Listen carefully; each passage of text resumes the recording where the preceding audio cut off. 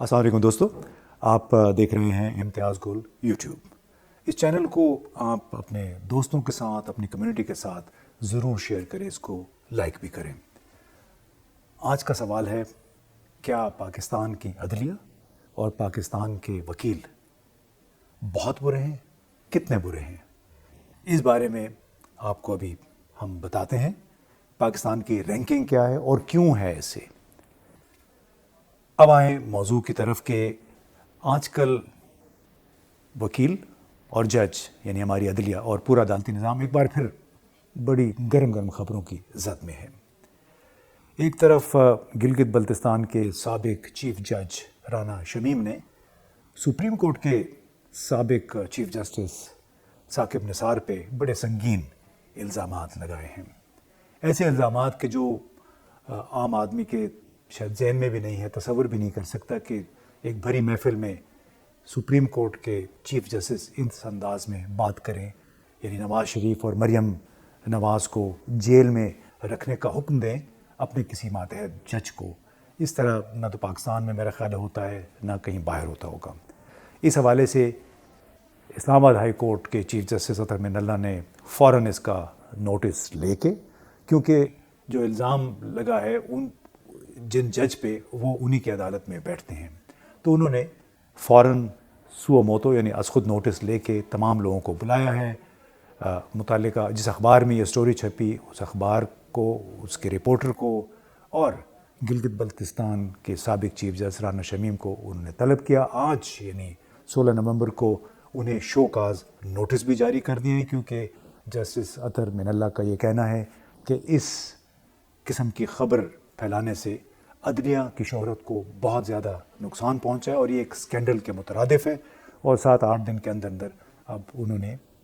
जवाब जमा कराने हैं। 10 दिन के बाद इस पे दोबारा पेशी होगी।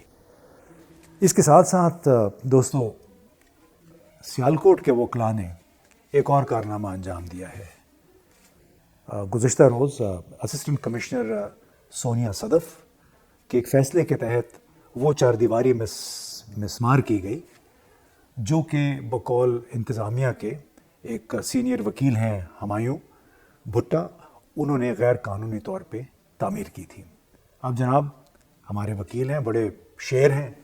इन्होंने कोई 80 के करीब वकील थे इकट्ठे हुए, उन्होंने इजलास किया डिस्ट्रिक्ट बार एसोसिएशन में और उसके बाद धावा बोल दिया असिस्टेंट कमिश्नर सोनिया सदफ़ के दफ्तर पे। और आप ये तस्वीरों में देख सकते हैं किस तरह उन्होंने तोड़ फोड़ की। अब तसव्वुर करें कि ये वकील हैं, ये कानून के रखवाले हैं, कानून अपने हाथ में ले लिया। और इसी वाक़े ने इस साल 8 फरवरी के उस वाक़े की याद भी ताज़ा कर दी जो शहर इक़्तिदार यानी इस्लामाबाद में पेश आया। यहाँ भी आप देख सकते हैं जो F8 कचहरी का इलाका है, उसके आसपास का इलाका, यहाँ पे वकीलों ने नाजायज़ अपने चैम्बर कायम कर रखे थे, बिल्कुल नाजायज़, कार पार्कों में, फुटबॉल ग्राउंड में, और ख़ास तौर पर वो इलाके जो कि प्लाज़ों के इर्द गिर्द नकलो हरकत के लिए होते हैं। तो एक फ़ैसले के तहत इन चैम्बर्स को, नाम नहाद चैम्बर्स को भी जब मिसमार करने की कार्रवाई का आगाज़ किया कैपिटल डेवलपमेंट अथॉरिटी ने, तो जनाब फिर इनकी गैरत जाग गई वकला की। और हत्ता ये कि इनके चूँकि ज़ौम बहुत था इनको कि शायद हम बहुत ताकतवर हैं, क्योंकि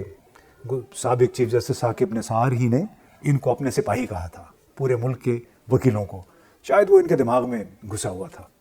तो जनाब इन्होंने F8 कचहरी में 8 फरवरी को इकट्ठे हुए, यहाँ से मार्च शुरू किया इस्लामाबाद हाई कोर्ट की तरफ, गोया एक फ़ौज अपने दुश्मन के ख़िलाफ़ हमले के लिए रवाना हुई। तो इस्लामाबाद हाई कोर्ट पहुँच के उन्होंने न सिर्फ तोड़ फोड़ की, बल्कि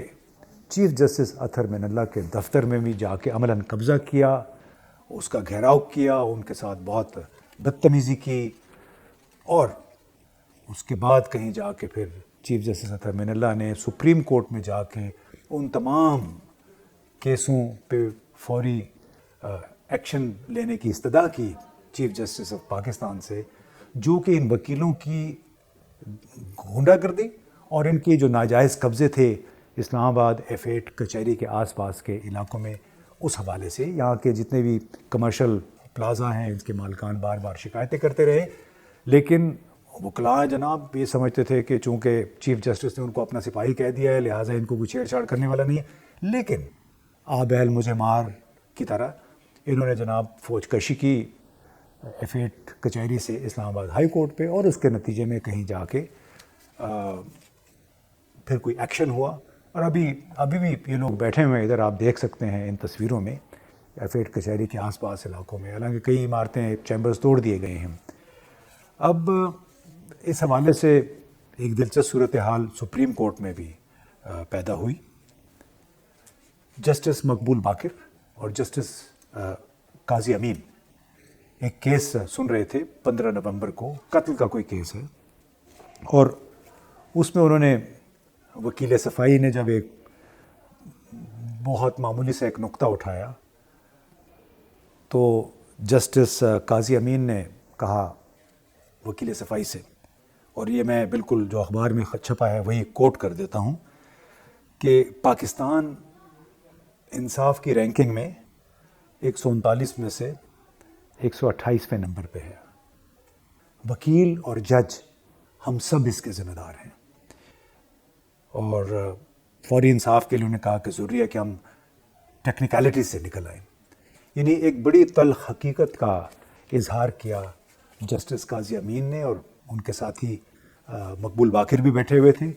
اس کیس میں۔ اب وہ شاید ان سے تھوڑی اعداد و شمار میں غلطی ہو گئی، پاکستان کا نمبر 139 میں سے 128واں نہیں ہے ورلڈ جسٹس رپورٹ کی رینکنگ میں، اس سال کی جو رینکنگ ہے اس میں پاکستان کا نمبر 130واں ہے، یعنی 128 کی بجائے 130 میں اور بھی برا ہے۔ اور جسٹس قاضی امین نے بالکل صحیح کہا کہ یہ وکیل یہ جو دندناتے پھرتے ہیں، توڑ پھوڑ کرتے ہیں عدالتوں پہ اور حکام پہ حملے کر رہے ہیں، یہ بھی اس کے ذمہ دار ہیں، اور وہ جج بھی ذمہ دار ہیں جو کہ یہاں کی بجائے لندن میں جا کے ریٹائرمنٹ کے بعد ایفیڈیوٹ لکھوا کے اور حکومت کو بدنام کرنے کی اور اسٹیبلشمنٹ کو بدنام کرنے کی کوشش کرتے ہیں، یا حب نواز شریف میں اس قسم کا کام کیا جس کی وجہ سے تمام عدلیہ عدالتی نظام ایک انتشار کا اور فشار کا شکار ہو گیا ہے۔ آپ کو یہ بھی بتائیں کہ انڈیا جو ہے اس کی رینکنگ ورلڈ جسٹس رپورٹ کی رینکنگ جو ہے وہ 79 ہے، یعنی 79واں نمبر ہے اس کا 139 ملکوں میں سے۔ سب سے بہترین ملک کون ہیں کرمنل جسٹس سسٹم کے حوالے سے؟ وہ ناروے، ڈنمارک اور فن لینڈ ہے، اور ہمارا نمبر ماشاءاللہ 130واں ہے 139 میں سے۔ تو یہ بڑا لمحہ فکریہ ہے ان تمام لوگوں کے لیے جو کہ ایک بار پھر عدلیہ کو، وکیلوں کو استعمال کر رہے ہیں اپنے اپنے پارٹی اور شخصی مفادات کے لیے۔